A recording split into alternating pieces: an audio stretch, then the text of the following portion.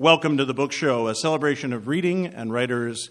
I'm Joe Donahue. From the creation of the first encyclopedia to Wikipedia, from ancient museums to modern kindergarten classes, award-winning writer Simon Winchester's new book, Knowing What We Know, The Transmission of Knowledge from Ancient Wisdom to Modern Magic, looks at how humans acquire, retain, and pass on information and data, and how technology continues to change our lives and our minds. Simon explores how humans have attained, stored, and disseminated knowledge. Knowing what we know forces us to ponder what rational humans are becoming. What good is all this knowledge if it leads to a lack of thought? And what will the world be like if no one in it is wise? Simon Winchester is the acclaimed author of many books, including The Professor and the Madman, The Map That Changed the World, and A Crack in the Edge of the World. All were New York Times bestsellers, and it is an absolute delight. Please join me in welcoming, before a live audience in Salisbury, Connecticut, Mr. Simon Winchester.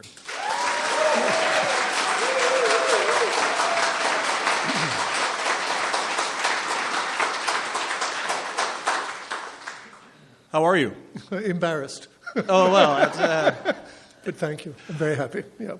This is the last event of a very long book tour.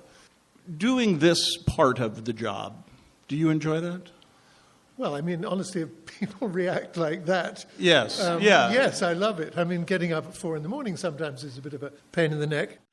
We were talking at an event last fall, I believe, and I was asking you what was next, and you told me about this book, and I was fascinated by the subject. What brought you to knowledge? The previous book was about the ownership of land, and someone said to me, to what extent did you use Wikipedia and Google to write it? And I think they rather hoped that I would say, not at all, I'm a complete, right. have nothing to do with technology. But I said, no, I use Wikipedia in an awful lot, and I Google and so on and so forth. What did this person ask me, did I think overuse of these two things do to our brains, or my brain specifically? Did it do damage? And I said, well, I don't know, I don't think so. But then, quite coincidentally, I was reading through a T.S. Eliot play called The Rock, which was not particularly successful, written in the 1930s. And it had 3 lines which sort of resonated with me and resonated with those questions. And the 3 lines were, what is this life we have lost in living? What is this wisdom we have lost in knowledge? And what is this knowledge we have lost in information? And I thought, well, all of those 3 questions are profound when you sort of dig deeper. But the middle one, what is this wisdom we have lost in knowledge, made me think that perhaps there's simply too much knowledge, that these devices, which since the 1960s have allowed us to immerse ourselves in knowledge in a way that never beforehand has human society done, what does that do to our brains? And might it limit our need to think? And if we limit that, then it may possibly limit our ability, those of particularly cleverest among us, to become wise. And thinking that societies need wise people to nudge and direct and to somehow keep society relatively calm and doing the right thing. If we lose that cohort of people, then I think society is in trouble. So I thought this would be nifty. So mixing those questions with T.S. Eliot, I put it to my editor down in New York, and she thought, yes, it's a slightly large subject. You might get overwhelmed by it, but... well, that's what you do, we tried though. Not to, yes. Well, that's what you do, right? I mean, you take large subjects, whether it be land or oceans, or that's what you do. That's what you're so good at. Well, structuring a subject like this is the key, I think, and thus far the reviews have been kind, so maybe it worked. You talk about, I mean, obviously this influx in technology, but clearly we've thought about knowledge, and I assume that centuries ago people were just saying, well, people are getting stupider, right? I mean, probably. I wonder, it's a bit difficult to, I mean, the 19th century which was, after all, before any of these mind-saving devices were created, there was a cadre of pretty clever people, yes, the like of whom we'll probably never see again. I mean, the word polymath, people that know sort of everything, there were such people in abundance in the major cities of the world, whether in Peking or Tokyo or whether in London or Paris or Rome or New York. There were some very, very clever and non-specialized people. I mean, that's one of the problems, as I see it anyway, in relatively modern society, is that people tend to go into academia and specialize and focus and drill down into subjects, but know very little beyond that. I mean, we have a very good friend who teaches at a university here in Connecticut, actually, and teaches geology. And my wife, who knows a great deal about the geology of Japan, asked her, obviously not going to name this lady, about the great Kanto earthquake of 1923, and she knew nothing about it. And it astonished me that her knowledge was so specific, and in her case it's to do with deep ocean drilling, that she knew nothing about one of the titanic events in recent world history related to earthquakes. So that wouldn't have happened 100 years ago because people would not have specialized to such a degree that they would ignore other related subjects. So the era of the polymath, which may have some bearing on the era of the wise person, seems to be over, or at least it's reeling in discomfort at the moment for a variety of reasons.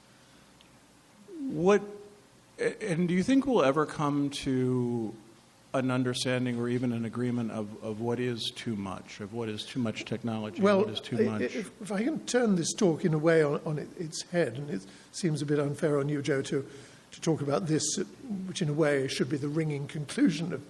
But I have this idea that the holy trio of early Greek philosopher-type people who, among them, Plato, who defined what knowledge is, and our definition of knowledge today follows the Platonic definition. So the three of them, there's Socrates, of course, Plato, and then Aristotle, they laid down ethics, knowledge, happiness, crucial components of human society.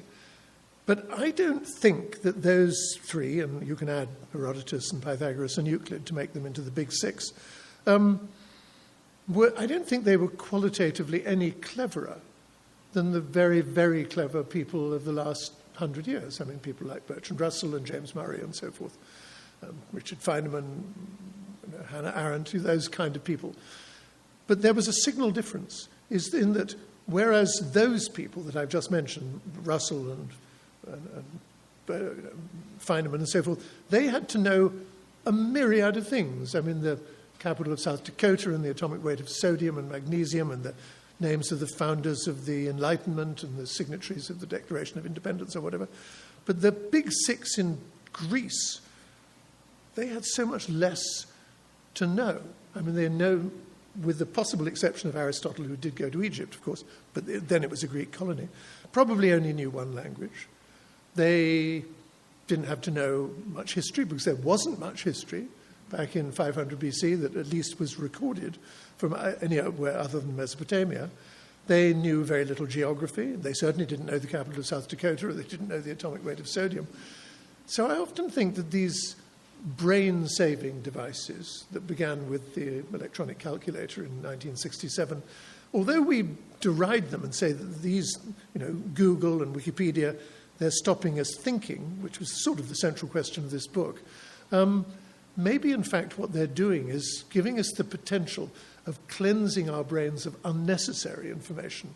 Because I have no wish to insult the poor people of South Dakota, but to know that their capital is Pierre, pronounced Pierre and not Pierre as it's spelt, it's actually not necessary for us to know it.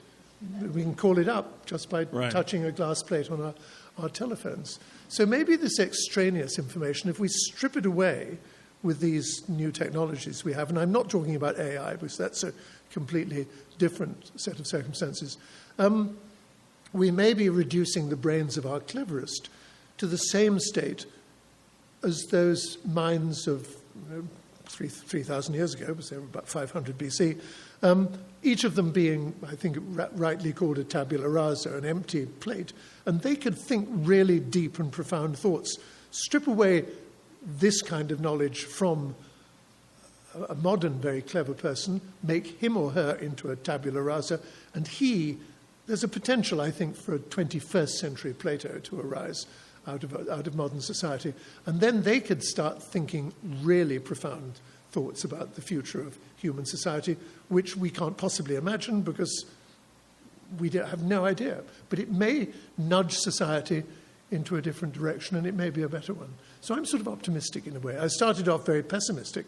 I used to think that, if you've seen that movie, Wall-E. Yes. Well, so what? We've polluted the planet so it's uninhabitable. Yes. We live now in suborbital spacecraft, all of us in big Barker lounges, totally obese, unfit blobs, drinking sort of high-protein fluids from packages and watching softcore pornography and commercials on flat-screen televisions.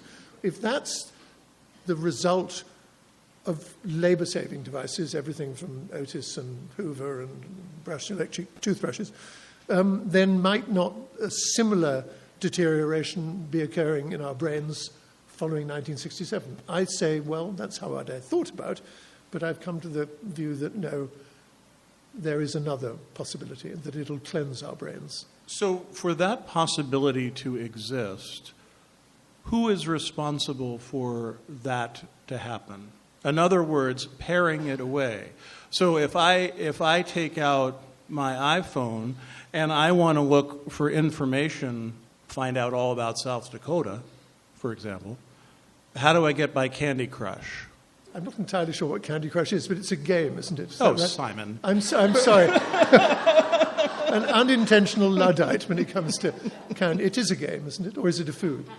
No, it's a game. Right. It's a game, and it's going to prove your point about flat screen TVs. But how do we pare that down? Whose responsibility is it to do that? Well, it has to be said, obviously, the teachers, because this is, an enormous burden falls on the teachers of today, which is why it is so, and I don't mean to talk about yet another governor and get pole vaulted into the world of American politics, but DeSantis, what you're allowed to teach in Florida these days?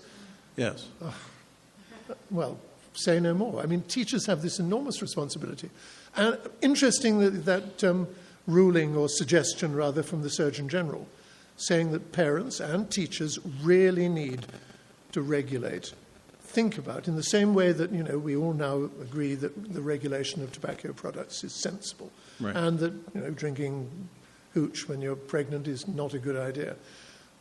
The Surgeon General very infrequently lays down, ukazes, but this one said social media has the potential to do great harm to the young, and so there needs to be serious thought about it. And this, of course, will lead us into the whole world of AI, but sticking simply to who's going to direct people to use modern technology sensibly, prudently, and in a way that will be, and positively, that can produce a positive advantage for the children, they have an enormous responsibility. So I think teachers should not listen to people like DeSantis. There should be conferences, there should be a sort of consensus on what an enormous role. This book is dedicated, purely coincidentally, to my school geography teacher, a chap called Harold Mann, who many of us in this room, I dare say, will never forget certain teachers that we've had. And Harold, in my case, turned me into who I am, in a major way. And I want the people who are now, 14, 15, 16, when they're 50, 60, 70, to look back and say, this person told me how to deal with the technology that was being developed back in the early 2000s, and to deal with it responsibly. Simon Winchester is our guest on this week's book show. The new book is Knowing What We Know. It is published by Harper. As for education, as for educators, that the knowledge they have and the knowledge that they dispense and how they dispense it, are you would think that technology could help in that, and I suppose that it can. But what role should that play? Two answers really to that. Well, not answers, but anyway, suggestions. I begin the education chapter with an experience of a woman who became a very close friend of mine called Shukla Bose. I first met Shukla when I was a young foreign correspondent in the early 70s in India, covering the war between India and Pakistan that gave birth to the country that is now Bangladesh. And there were about 10 of us correspondents covering the battle every day and going back to Calcutta to the Grand Hotel on Chowringhee. And there was a young new graduate she came from Darjeeling, and called Shukla Chakravarti in those days. And she became the sort of mother hen to the 10 of us. And she looked after us and, in all ways. And she was a wonderful conversationalist and just a good, kindly woman. Well, I kept in touch with Shukla, and then I came back to live in India and be a correspondent based there, and watched as she became married to a man called Bose, so she became Shukla Bose, and had a daughter who I became godfather to, and she went off to Cambridge, and very bright, and did remarkable things. And Shukla sort of clawed her way up the greasy pole of American, or rather Indian business, until about 2003, when she had received a slew of awards, the Mrs. Gandhi Award for this and this, that, and the other. And she suddenly said, I'm going to give it all up, and I'm going to devote the rest of my life to educating indigent children in the city I live in, which is the city of Bangalore in South India. And in Bangalore, there are 800 registered slums. Unbelievable. 2 million people living so well below the poverty line, it's almost unimaginable. The fathers have nearly all disappeared. Mothers who are working in back-breaking work on the roads and things, smashing up rocks into pebbles to there's tarmac. And the children, uneducated, scruffy, diseased, living in sort of cardboard boxes in these appalling slums. And Shukla said, they need to be educated. So she got 2 of her friends together, and they rented what's called a basati, which is a sort of hut on top of a flat roof of a house in Bangalore, put up a trestle table in one of these slums and said, I will offer to any child that wants it school uniforms, 3 square meals a day, and as much education as you possibly can imagine in English. And initially a few children heard about this and came, and their mothers said, no, don't do this. But enough came that by the end of the week, she had 11 students, including one little girl that on the 3rd or 4th day of Shukla putting up the table, heard that she was doing this, and she called Jennifer. And she came running up in barefoot, apparently, and out of breath, and said, I hear you're doing this. I want to be a doctor. And so she signed her up. Well, that was in 2003, starting with 11 students. They all got these little faded blue and yellow uniforms, boys and girls, and they were taught in stifling heat and taught the old-fashioned way, if you like, and in English. And because it was in English, a lot of people locally said, this is outrageous. Why are you teaching not in Malayalam or Kannada, the local languages? Why are you teaching in the language of the colonial oppressor? And Shukla said, because, like it or not, this is the way to get on. And it is one of India's 14 official languages, too.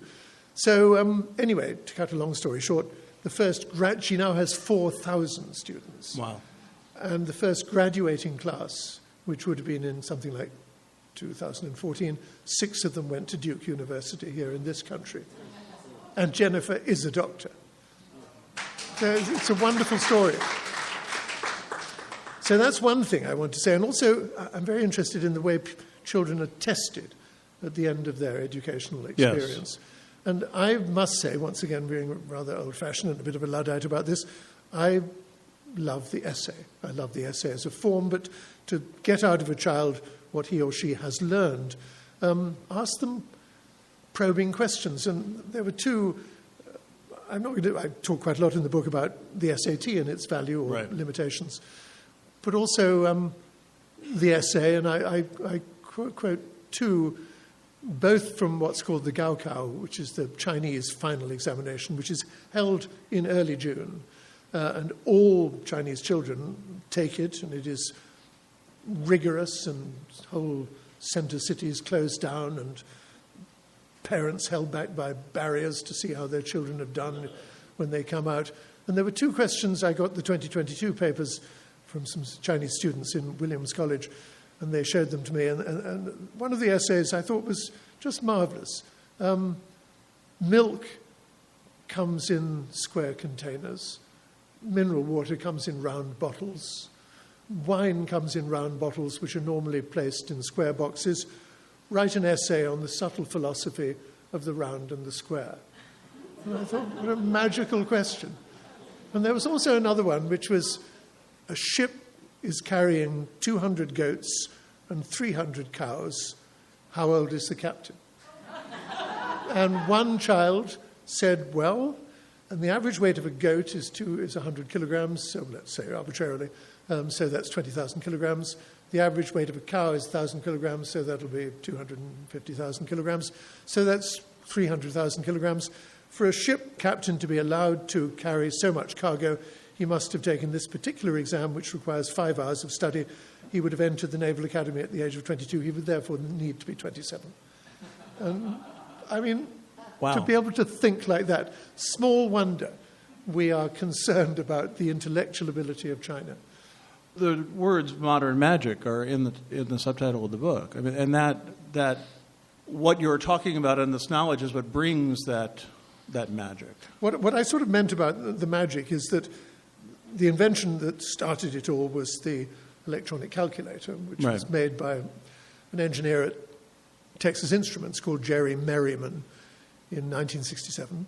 And he invented this thing called the Caltech 2500, which his bosses said it's got to fit into your shirt pocket, along with the cheap cigar for any colleague that has a child, the pen and the pencil shirt protector.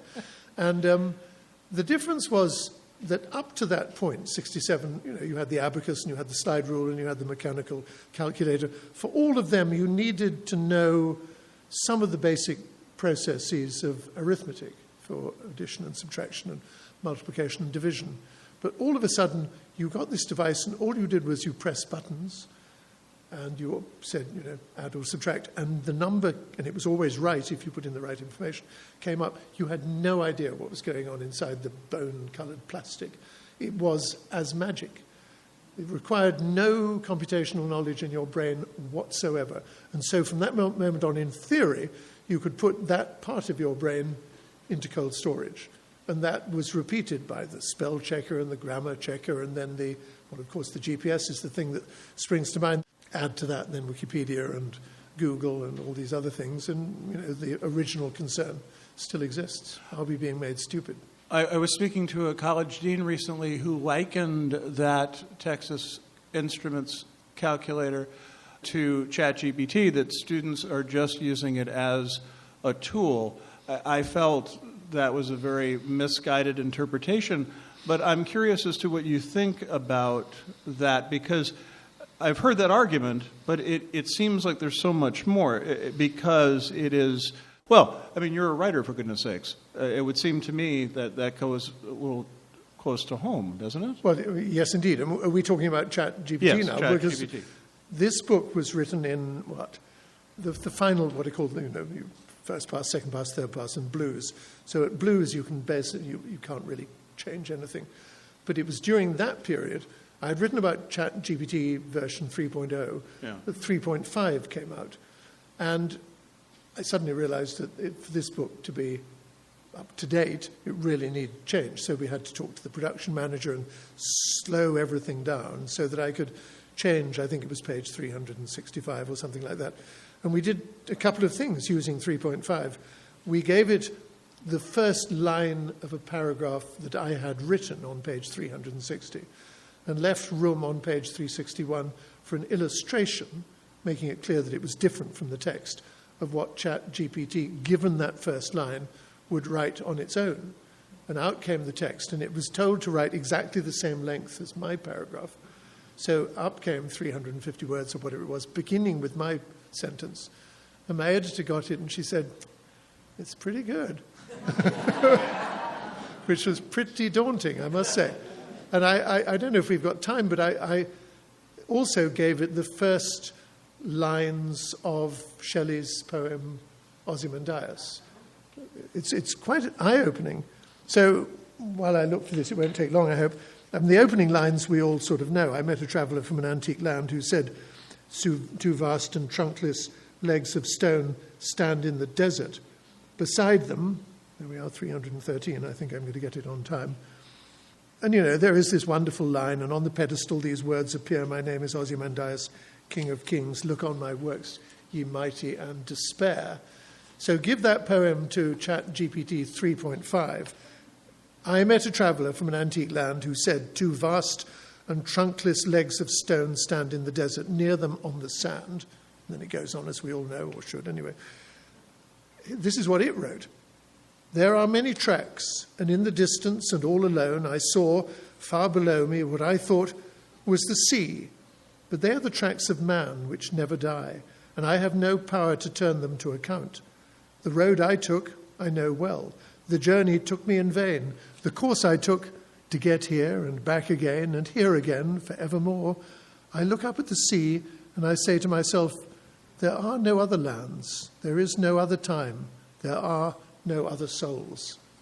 I mean, that's pretty beautiful. It's completely meaningless, whereas the Shelley was meaningful. And it also has one major grammatic mistake, which is "I look up at the sea." It is not possible to look up at the sea. You can only look down on it or across at it.